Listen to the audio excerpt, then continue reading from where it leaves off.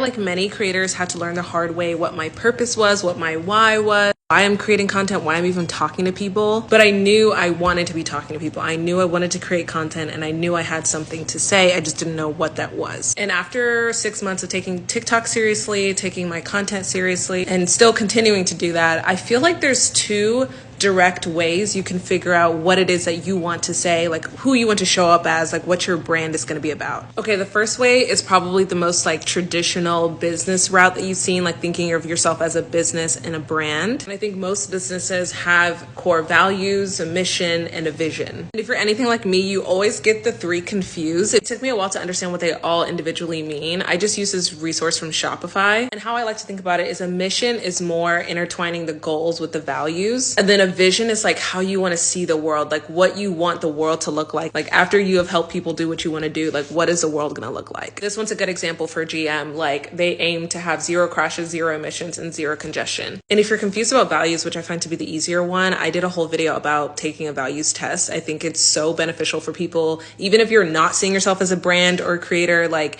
you need to live by your values in general. But values are more, they're like set words that I feel like everybody either lives by or they encompass. For my content consulting business, I defined my mission, vision, and values. So my mission is, and my goal really is to make content creation fun, easy, sustainable for people. My vision, what I see the world looking like, is everyone getting paid to do exactly what they love, being their 100% selves. And my values, which are very much my own personal values, are fun, creativity, play, growth. And my personal value, which I'll add to that, is like authenticity. So those help me guide my decisions. If my values are being compromised, I will not go towards a certain route or decision. So in my audits that I do with clients, I kind of mix that up into like 2 different routes, kind of what you do and who you are. Because I think both are important when it comes to content creation. I feel like people just like to focus on what you do for people. What is your service for people? But I think it's important to understand who you are, what your interests are. And then a combination of the two can create why you're creating content, how you create content, and what you're creating content about. So I like to ask questions like, who are you speaking to? Why are you speaking to them? What do you need to tell them? Like, why do they need to know this? How does this impact their life? And another fun way to think about this is like speaking to different versions of yourself. So your past, your present, and your future. What would you say to those versions of yourself? What would you make content about? People you're typically talking to are usually similar to what you are right now or what you were.